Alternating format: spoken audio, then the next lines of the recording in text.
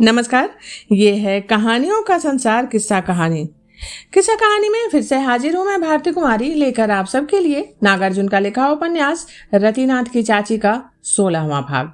पिछले भागों में आपने सुना कि रति का चचेरा भाई उमानाथ यानी कि रति की चाची का बेटा वो अपनी पिता की बरसी के लिए गांव आता है और गांव की औरतें उनके कान भर देती हैं उसकी माँ के बारे में, और वो घर आकर अपनी माँ को बहुत पीटता है। फिर वो गुस्से में घर छोड़कर चला जाता है। इधर जयनाथ यानी रति का पिता वो दुर्गा पूजा के समय में पंडित अपने पौरोहित्य कर्म से वो घर से बाहर रहते हैं और वो घूमते घूमते बनारस पहुंच जाते हैं। और पिछले 3 महीने से वो बनारस प्रवास में है और वहां पर उसे अपने गांव यानी शुभंकरपुर के बगल के गांव परसौनी की एक स्त्री दिखती है। एक विधवा स्त्री है जो विधवा आश्रम में रहती है, उसका नाम सुशीला होता है। अब जयनाथ भी काफी समय से घर से अलग हैं और वो विधुर भी हैं और वो स्त्री विधवा है, तो उन दोनों में कुछ नजदीकियां होती है। दोनों आसपास घूमने जाने लगते हैं बनारस में। अब जो आगे की कहानी है ये फिर से बनारस से चलती हुई शुभंकरपुर आ गई है। पंडित कालीचरण की स्त्री और सन्नो की माँ ने अब चाची से मिलना जुलना आरंभ कर दिया था और लोगों का भी रुख बदल रहा था। कर्ज, घाव का निशान और बदनामी, ये 3 ऐसी बातें हैं जो आहिस्ते आहिस्ते मिट जाती हैं। चाची के भी कलंक को अब लोग भूलने लगे थे और शुभंकरपुर जैसे प्रतिष्ठित गांव में हर 6 माह पर किसी न किसी ऐसी घटना का हो जाना असंभव नहीं जो पिछली तमाम दुर्घटनाओं पर पर्दा डाल दे। जयदेव मिश्र एक ज्योतिषी थे। उन्होंने अपने 3 लड़कों में से 2 को अंग्रेजी की उच्च शिक्षा दिलवाई थी। बड़ा लड़का हरदेव एमए में सर्वप्रथम होकर फौरन पटना कॉलेज का प्रोफेसर हो गया था। छोटा भवदेव एमएससी में सर्वप्रथम होकर फिलहाल अनुसंधान का कोई काम कर रहा था। घर वाले उसे आगे चलकर एसडीओ और कलेक्टर हो जाने की उम्मीद रखते थे। वो स्वयं विलायत जाकर और भी उच्च शिक्षा प्राप्त करना चाहता था। बड़े की शादी हो चुकी थी और अब उसकी होने वाली थी। पश्चिमी बंगाल का दिनाजपुर और मालदा जिले बिहार की पूर्वी सीमा से बहुत दूर नहीं हैं। आज से सैकड़ों वर्ष पूर्व कुछ मैथिल ब्राह्मण उधर जाकर बस गए। अब भाषा, वेश, शिक्षा आदि की दृष्टि से वे बिल्कुल बंगाली हो गए। औरतों तक ही देश की संस्कृति, सभ्यता और भाषा सीमित रह गई है। राय बहादुर बृज बिहारी ठाकुर दिनाजपुर के रहने वाले थे। पूर्णिया में आप कलेक्टर के ओहदे पर थे। अपनी लड़की के लिए वर का पता लगाते लगाते उनकी नजर भवदेव पर पड़ी। बात पक्की हो गई।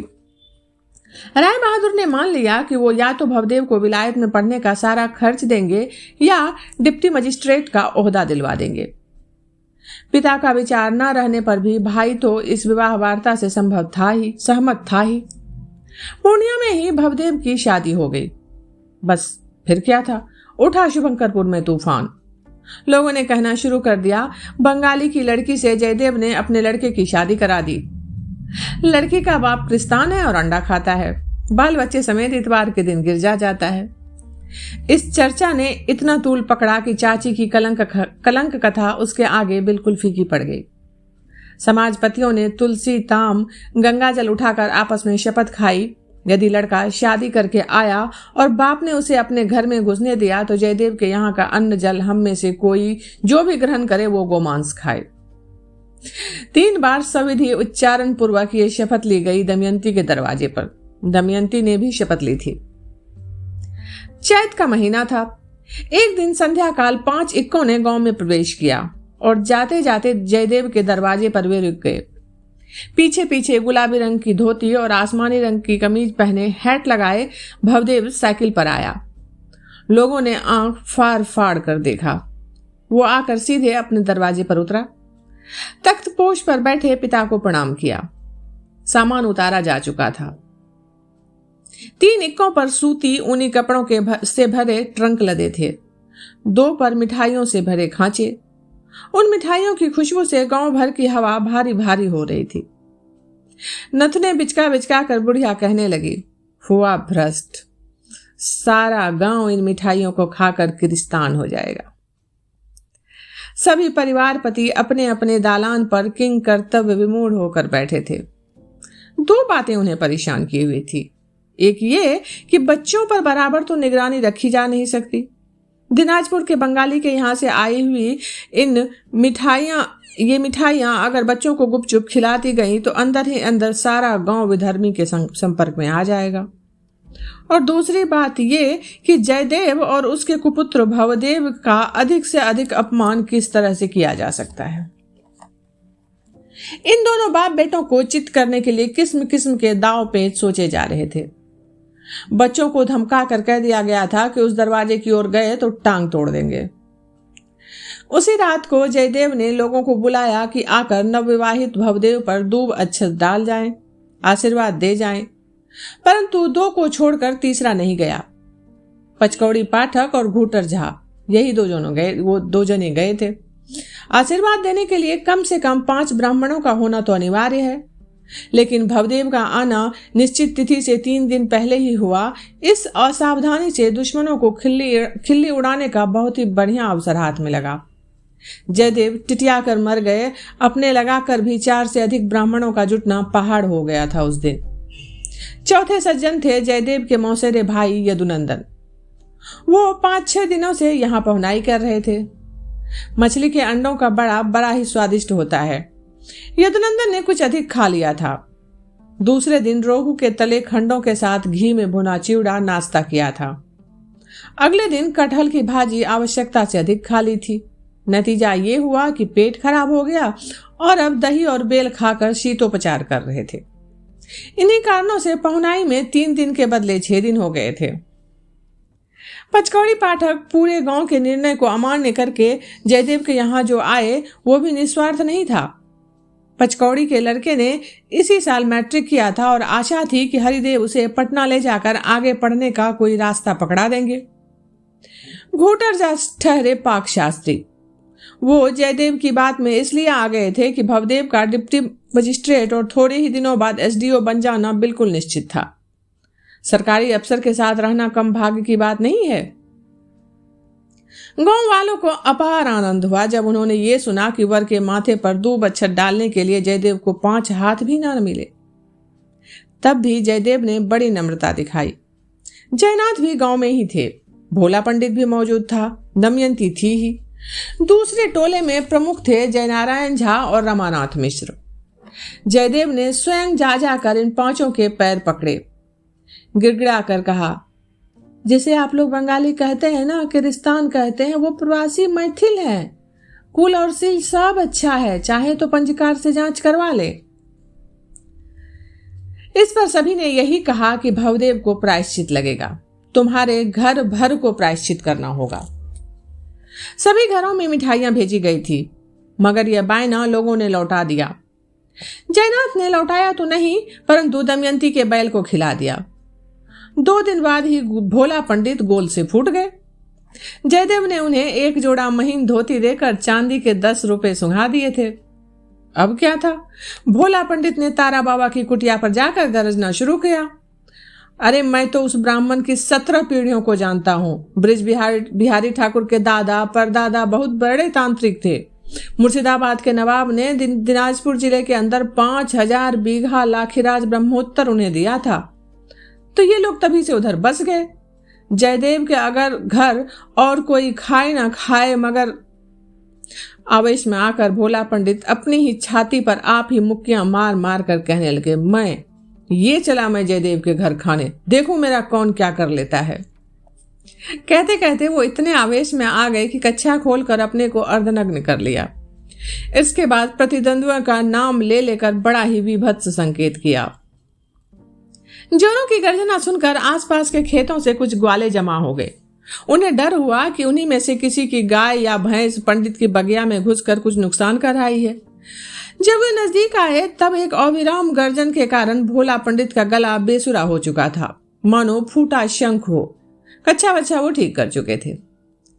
बिरजू अहिर ने झुककर पालागन किया और नम्रता से पूछा, क्या बात है महाराज, किस पर इतना गरज रहे हैं?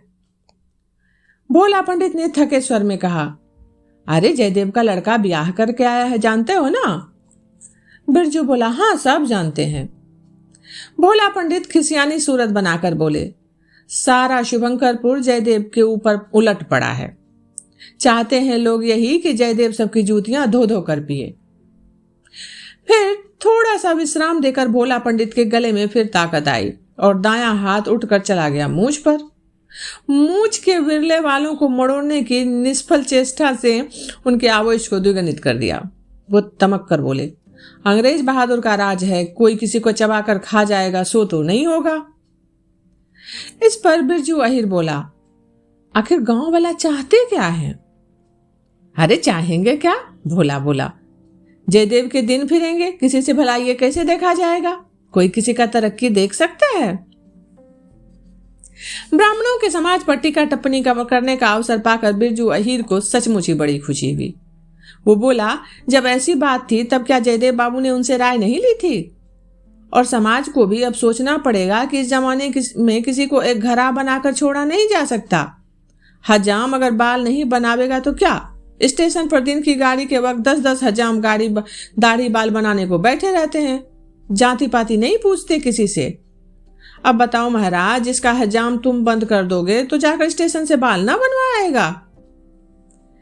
भोला ने कहा, बिरजू अब इस गांव में पंडित तो कोई रहा नहीं, खाली गधे भरे पड़े हैं, उनकी समझ में ये बात नहीं आती।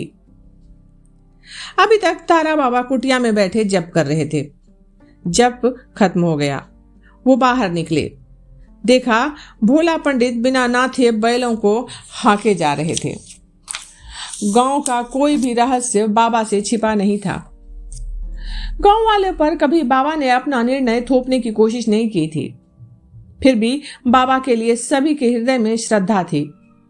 उनके पास जयनाथ जैसे कामचोर, जिद्दी और रगड़ी आते थे और भोला पंडित जैसे लोलुप, अवसरवादी और काइयां भी आते थे। कभी कभी जयदेव भी आते थे। बाबा को सामने देखकर भोला पंडित और बिरजू अहिर जो बैठ चुके थे खड़े हो गए। बाबा ने हाथ से इशारा किया, बैठ जाओ। एक बार और अंदर जाकर फिर वो बाहर आए और हाथ में एक बड़ा सा बेल था। उसे भोला की ओर बढ़ाते हुए बाबा ने कहा, बागो जगदम्बा की पूजा के लिए अड़हुल के लाल फूल मुझे दे जाया करती है, ये बेल ले जाओ, उसको देना। भोला पंडित का गर्जन सुनकर 2-4 ग्वाले जो और आए थे वे गरजने की वजह जानकर वापस चले गए थे। बिरजू ही था जो नजदीक आकर बैठा था। तारा बाबा की ये कुटिया गांव वालों की साझी संपत्ति थी। सुखी, धनी, गरीब, बाभन, राड़, पठित अपठित सभी आते थे समय पाकर। बाबा भी गांव भर में सबके यहाँ जाने को तैयार रहते। इधर बुढ़ापे के कारण वो कुटिया से निकलते कम थे। कल जयदेव के यहाँ से दही, केले, मिठाइयां आई थी। भगवती को भोग लगाकर और थोड़ा सा अपने लिए रखकर बाकी बाबा ने बच्चों में बंटवा दिया। भोला पंडित को अपने पक्ष में पाकर जयदेव निश्चिंत हो गए कि ये बुढ़ा खुद ही कई को खींच लाएगा, और हुआ भी ऐसा ही।